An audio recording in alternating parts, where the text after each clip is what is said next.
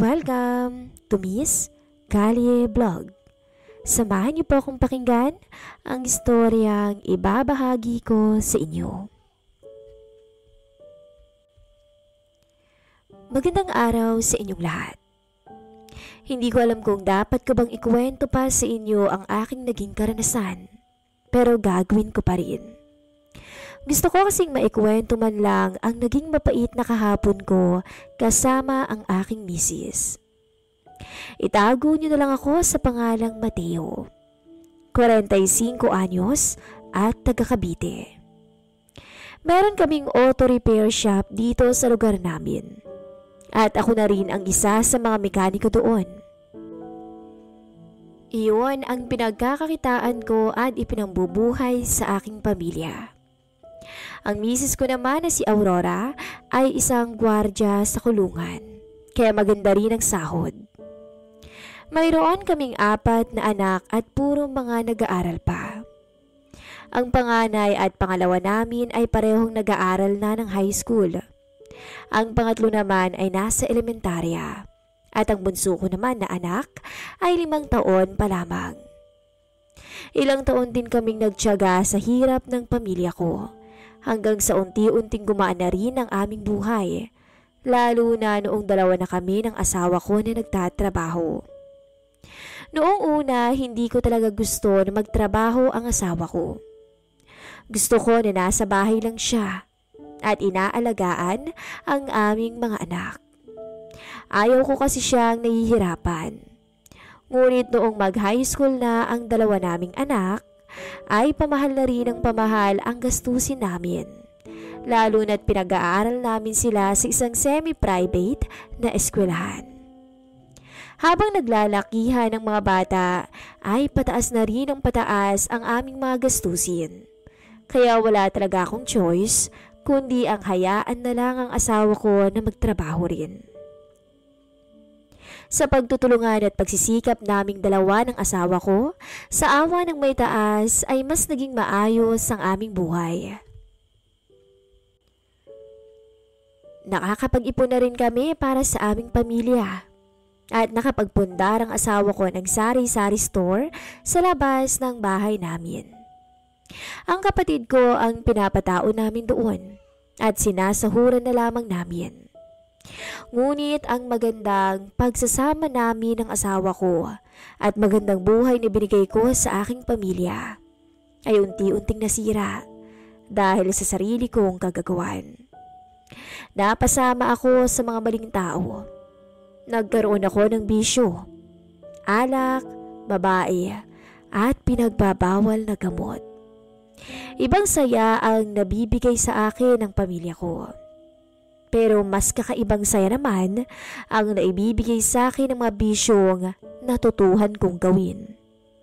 Halos hindi na ako makapagtrabaho dahil palaging nasa mga kaibigan ko na lamang ako.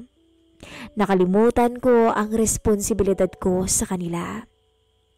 Habang nagsasaya ako sa aking mga bisyo, hindi ko alam na unti-unti ko na rin palang nasisira ang pamilya ko. Napakadali na lang para sa akin na pagmalupitan ng aking mga anak at sakta ng aking asawa. Hindi ko alam na ang tindi na pala ng kasalanan ko sa kanila. Kung hindi pa ako nahuli ng mga pulis at hindi pa ako nakulong, ay hindi ko pa marirealize ang lahat ng mga kulang at pagkakamali ko sa buhay. 2 taon akong nakakulong. Ang nakakatawa pa ay ang asawa ko ay isa sa mga nagbabantay sa akin kapag shift niya. Hiyang-hiya ako sa mga pinaggagawa ko sa kanya. Kaya paulit-ulit akong humingi ng tawad sa mga naging kasalanan ko. Pinangako ko rin na magbabago na ako. Bukas, malaya ka na, Kosa. Huwag ka na ulit babalik dito, ha? Sabi sa akin ni Martin. Isa siya sa mga kasamaan ko sa selda. Hindi na talaga. At gusto ko na magbagong buhay. Paglabas ko bukas, ay talagang babawi ako sa aking pamilya. Lalong-lalo na sa asawa ko. Nakangiting sagot ko sa kanya. Naku, mabuti nga yan. At kailangan mo talagang bumawi sa kanila, lalo pat ilang taon mo rin silang hindi nakasama. Maraming salamat nga pala sa inyo ha. Kung hindi dahil sa inyo, baka hindi ko na kinayang tumagal dito sa kulungan. Noong bago-bago pa lamang kasi akong nakakulong, madalas akong napagtitripa ng ibang mga preso. Palagi ako nabubugbog. Pero nung napasama ako sa samahan ni Martin, ay tsaka pa lamang nila ako tinigilan. Wala yun, ano ka ba? Gusto ko nga sanang bumawi sa inyo eh. Babawi ako sa kahit na anong paraan pa yan. Pasasalamat ko na rin sa lahat ng mga nagawa niyo para sa akin habang nandito ako sa loob, sabi ko. Kung gusto mo talagang bumawi sa amin, ipangako mo na lang na palagi mo kaming bibisitahin. At kapag bibisita ka na rin dito sa amin, siguraduhin mo na lang na palaging masasarap na pagkain ang dala mo para sa amin ha? Yun lang ba? Walang problema. Gusto niyo dalhan ko pa kayo ng lechong baboy eh. Natatawang sabi ko. Natawa na rin si Martin at napatango na lamang. Ipinamalita niya sa iba pa naming kasamahan na magdadala raw ako ng lechong baboy kapag nakalaya na ako. Kinabukasan, maaga pa lang naibigay na ang mga release papers ko. Eksakto 10:00 no ng umaga nang makalaya ako sa kulungan. Naghihintay na sa labas ng kulungan ng pamilya ko. Yun nga lang, parang bigla akong nailang sa mga anak ko. Paano ba naman ay kitang-kita ko sa mga mata ng mga anak ko ang takot. Ang takot na baka masaktan ko na naman sila. Una kong niyakap ang aking misis. Sumunod ang pangatlo at ang bunso namin. Hirap na hirap pa ako at hindi ko alam kung yayakapin ko rin ba ang panganay at pangalawa kong anak dahil sa malalamig nilang tingin sa akin. Salamat na lamang sa asawa ko na sinabihan ng dalawa na yakapin ako. Miss na miss ko silang lahat. 2 taon ko rin silang hindi nakasama. Pasensya na kayo mga anak ha. Marami akong kasalanan sa inyo, pero pangako, babawi ako sa inyong lahat ha. Sabi ko sa kanila. Opo pa. Sabay-sabay na sagot nilang 4.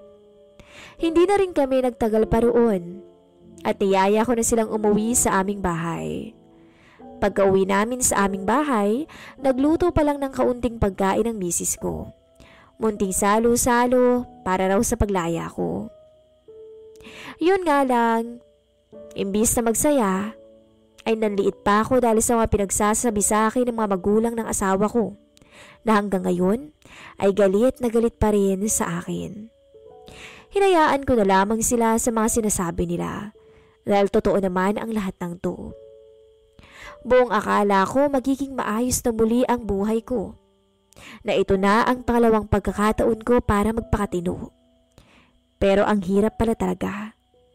Paano ba naman? Halos walang customer sa auto shop nang muli ko itong binuksan. Lalo na't alam ng lahat ng taga rito sa amin na kalalabas ko lamang ng kulungan. Hinusgahan na nila ako dahil lamang sa aking nagawa noon. Kahit na anong klase ng eksplanasyon ang gawin ko ay hindi pa rin nila ako binibigyan ng pagkakataon. Tuloy ay 1 buwan na akong walang ginagawa, kaya nilaan ko na lang muna talaga ang oras ko sa pagbawi sa mga gawaing bahay, pag-aasikaso sa aming mga anak. Pasensya ka na ah. Ako dapat ang nagtatrabaho para sa ating pamilya. Pero, heto ako. Ako pa talagang walang trabaho, sabi ko sa misis ko. Isang umaga noon, habang nag-aalmusal kaming dalawa. Ano ka ba? Walang problema. At ikaw naman ngayon ang gumagawa ng mga gawaing bahay natin. Ikaw naman ang umako ng mga gawain na dapat ay ako ang gumagawa. Isipin mo na lang na, ganito talaga tayo. Magtutulungan para sa ating pamilya. Tumango na lamang ako bagamat hindi kumbinsido sa kanyang sinabi. Kapag may pasok ang misis ko at ang 3 kong anak, ay maghapon akong naiiwan sa aming bahay. Samantalang ang bunsong anak ko naman ay madalas na nasa magulang ng asawa ko.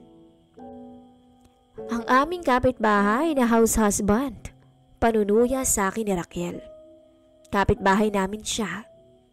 Madalas na dito sa harapan ng tindahan namin siya tumatambay kasama ang iba pa naming kapitbahay. Mahilig silang magchismisan. Tapos ang iba naman sa kanila ay nagiinuman o di kaya naman ay naglalaro ng baraha.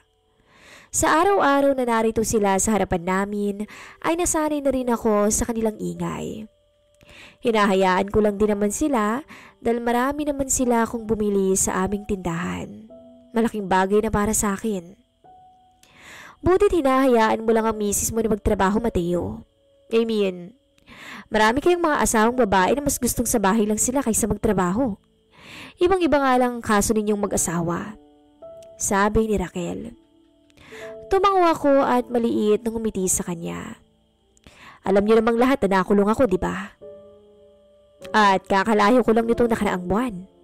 Mahirap para sa akin na makahanap ng pagkakakitaan dahil halos ilag silang lahat sa akin. Kaya ba ikaw nang gumagawa ng lahat ng gawaing bahay? Maging ang paglalako na rin dito sa inyong tindahan? Kuryosong tanong niya. Tumango ako. Ganun na nga. Hoy, Mateo! Lumabas ka nga muna dyan at sumali ka rito sa aming inuman. Ang tagal-tagal na namin dito sa inyo nagiinuman pero hindi mo man lang kami sinasamahan na uminom. Sabi naman ni Anthony. Bumuntong hininga ako at tatanggi na sana kung hindi lamang ako hinila ni Raquel palabas sa aming tindahan. Tuloy, sunod-sunod na ang shot ng alak na binigay nila sa akin. Habang tumatagal ang aming inuman, ay ang rami na naming napagkwentuhan. Nalaman ko rin na ito palang si Raquel ay matagal lang may gusto sa akin. Hindi na rin nakapagtataka ang paulit-ulit niyang paglapit sa akin. Pagyakap ng kanyang mga kamay sa aking braso. Yun nga ang labis na pinagtatakan ko. Hindi ko alam kung ano ang nagustuhan niya sa akin. Hindi naman ako kagapuhan. May itsura kasi talaga si Raquel. Wala pang asawa.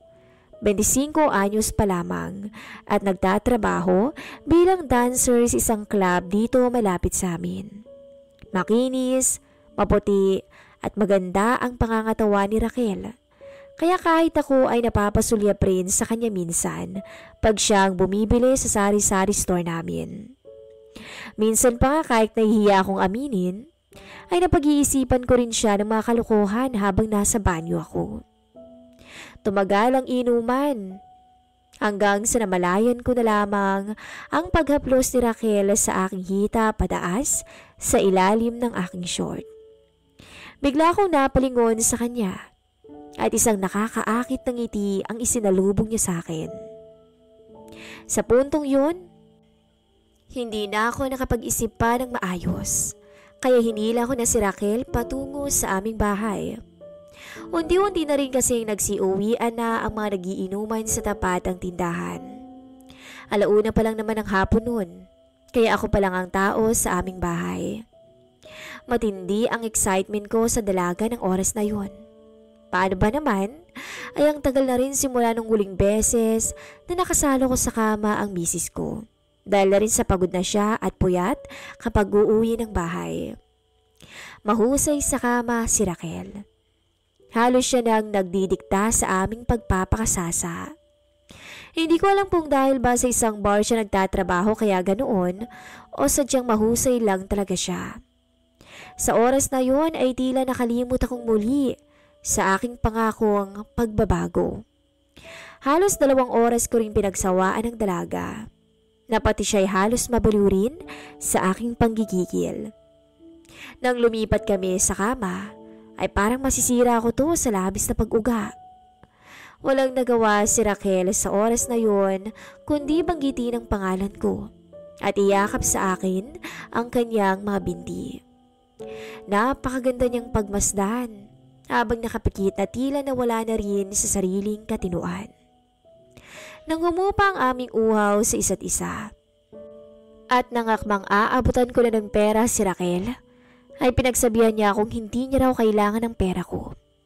Dahil ang gusto niya raw ay umisa pa kaming muli. Bagay na hindi ko naman natanggihan ng oras na yon. Sa puntong yon bumabalik na naman yung pagkahumaling ko sa ibang babae. At sa oras na yun, hinayaan ko lang si Raquel sa kung ano ang nais niya nang muli siyang sumampa at yumakap sa aking harapan.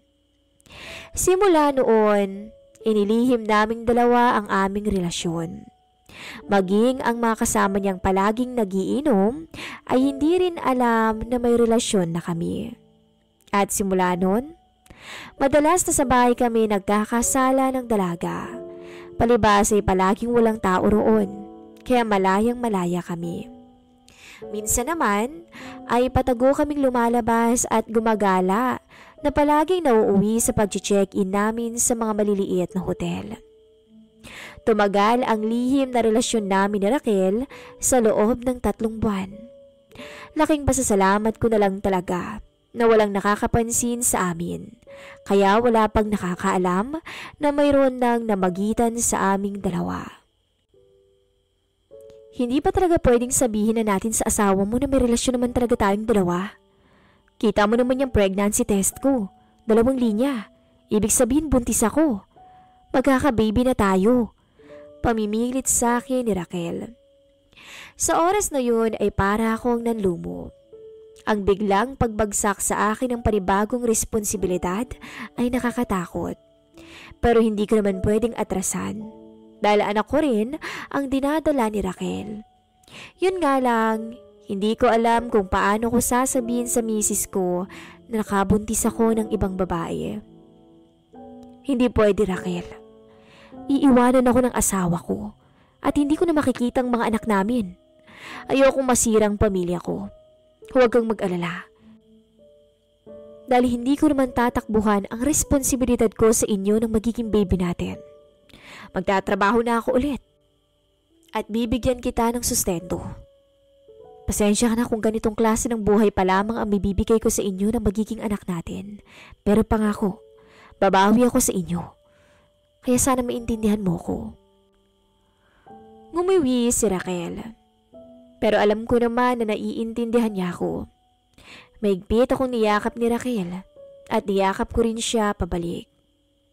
1 buwan matapos ang payapa at lihim naming relasyon ni Raquel, ay lumitaw na ang balibalita tungkol sa relasyon naming dalawa.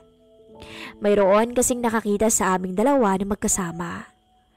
Kagaya sa inaasahan ko, nakarating yon sa misis ko at ang tindi ng galit niya sa akin. Sinubukan ko pang i-deny yon sa kanya. Ngunit kalaunan ay wala na rin talaga akong magawa kung hindi aminin sa kanya ang totoo. Ang tindi ng away namin ni Aurora. Naiintindihan ko naman yun dahil napakalaki na rin talaga ng nagawa kong kasalanan sa kanya. Dumating pa nga sa punto na pinapili niya ako sa kanilang dalawa ni Raquel. Siyempre, siya ang pinili ko at ang mga anak namin. Hindi naging madali ang desisyon kong yun. Ngunit wala na rin naman akong magagawa dahil ayaw kong mawala sila sa akin. Sa bandang huli, nagkaroon na lamang kami ng kasunduan na magbibigay na lamang ako ng sustento sa baby namin ni Raquel. Ako pa rin naman ang tatay ng bata kapag lumabas na siya. Pero hindi na kami maaaring magkaroon pa ng relasyon ni Raquel dahil nagbanta ang asawa ko na ipapakulong niya raw kaming dalawa ni Raquel. Siyempre, parehong ayaw namin yun ni Raquel. Ayaw naming makulong, kaya tuluyan na naming itinigil ang namagitan sa amin. Hindi naging madali para sa akin ang lahat. Lalo pat nasanay na rin ako na palaging kasama si Raquel. Pero kalaunan, unti-unti ko na rin natanggap ang lahat. Ngayon, ay 3 taon na ang anak namin ni Raquel. Tuwing Sabado at Linggo ay nakakasama ko ang anak naming dalawa sa aming bahay. Noong una, alam at ramdam kong hindi iyon tanggap ni Aurora. Ngunit kalaunan ay wala na rin naman siyang nagawa kundi tanggapin ang anak namin ni Raquel. Hanggang ngayon, ramdam ko pa rin na hindi pa ako napapatawad ng asawa ko. At wala akong gagawin sa buong buhay ko ngayon, kundi ang paulit-ulit na paghingi sa kanya ng tawad at pagbawi na rin sa mga naging kasalanan ko. Dahil kung tutuusin, ay napakaswerte ko talaga sa kanya. Dahil sa lahat ng nagawa kong kasalanan, ay paulit-ulit pa rin akong tinanggap ng asawa ko. Wala na siguro akong hihilingin pa sa itaas, kung hindi ang kapatawaran, lalo na sa aking pamilya at sa mahal kong asawa. Dito ko na po tatapusin ang aking istorya. At sana kahit papaano ay may napulot kayong aral sa aking mga pinagdaanan. Wala talagang sikreto ang hindi nabubunyag.